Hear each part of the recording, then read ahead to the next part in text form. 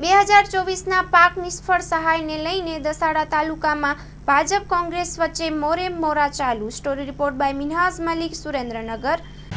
October 2024ની અંદર સાહેબ જે અતિવૃષ્ટિ થઈ હતી અને જેના કારણે ખેડૂતોને પાકનું નુકસાન થયું, સરકારે જાહેરાત કરી હતી કે અતિવૃષ્ટિના પૈસા આપવાના। એ વખતે 50% લોકોને અમુક ટેકનિકલ કારણોના કારણે 50% લોકોનું પેમેન્ટ રહી ગયું અને વારંવાર ખેડૂતોની રજૂઆત હતી કે આ પૈસા અમને મળે। અને ખેડૂતોએ અમે આગેવાનોએ આપણે રજૂઆત કરતા આપે એ વિષયને ધ્યાનમાં લઈ સરકારશ્રીમાં વારંવાર રજૂઆત કરવાના કારણે સરકારશ્રીએ એ નિર્ણય લીધો કે ભાઈ એ પૈસા આપણે 2024 ખેડૂતોને આપવા જોઈએ। જેના કારણે ખેડૂતો વતી, ગામ વતી સરકારશ્રીનો, ધારાસભ્યશ્રીનો ખૂબ ખૂબ આભાર માનું છું। પરંતુ સાહેબ આની અંદર એક જે પરિપત્ર સરકાર દ્વારા થયો એની અંદર એવું કહેવામાં આવ્યું છે કે ખેડૂતોએ ફરીથી ફોર્મ ભરવા। તો ખેડૂતો વતી અને ગામ લોકો વતી અમારી એક રજૂઆત છે કે સરકાર થોડા લિબરલ થઈ અને જે જૂના ફોર્મ ભર્યા હતા એ ફોર્મને માન્ય ગણી અને એ પૈસા ખેડૂતોએ અત્યારે ખેતીની સિઝન ચાલવાના કારણે લોકો બિઝી છે, તો એ પૈસા જો અમને જૂના ફોર્મને આધારે મળે તો ખેડૂતોને રાહત થાય।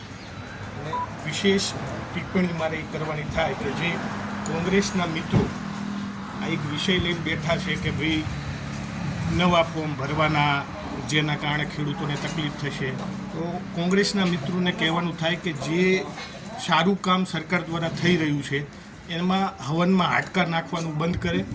નવા ભરવાના થશે તો અમે ભરી લઈશું, તમે અમારી ચિંતા ના કરશો મહેરબાની કરીને, કેમ કે 22,000 રૂપિયા અમને મળી રહ્યા છે ને એમાં હરિયું કરવાનું તમે બંધ કરો। એટલે અમે સરકારના નિર્ણયથી એકદમ ખુશ છીએ, સંતોષ છીએ। અમારી જે જૂની રજૂઆત હતી એનો પ્રશ્ન સોલ્વ થઈ ગયો છે, એટલે તમે અમારી ચિંતા ના કરશો, તમે તમારી ચિંતા કરો। એટલે સાહેબ અમારી રજૂઆત કે જૂના ફોર્મ પાછા ખેંચ્યા અને અમે સરકારનો ખૂબ ખૂબ ખૂબ આભાર માનીએ છીએ કે જે તમે આ નિર્ણય લીધો તેના કારણે અમારે જે 2024થી જે પ્રશ્નો હતા એનું નિરાકરણ થઈ ગયું। તમારો ખૂબ ખૂબ આભાર। આપની સમક્ષ આવવાનું એક જ કારણ છે કે જૂઠી વાહવાઈનું હજુ બંધ થતું નથી। જાણવા મળ્યું છે કે ધારાસભ્યશ્રીના સાસરિયામાં પણ એમનું સ્વાગત કરે છે અને સ્વાગતમાં બોલે છે કે ખેડૂતો માટે ભાજપ ધારાસભ્યશ્રીએ લાવવામાં એમના પાક નિષ્ફળમાં મદદ કરી અને ફોર્મ ભરવા પડે તો શું? અરે ભાઈ, તમારા ગામના તો ઓલરેડી તમને પૈસા મળી ગયા છે, પણ જ્યાં સંપૂર્ણ બાકી છે, વણોદ ગામ છે ત્યાં સંપૂર્ણ બાકી જ છે અને તમે શું કામ ખેડૂતોને આવી પારાવાર મુશ્કેલી પડે એવું કામ કરો છો?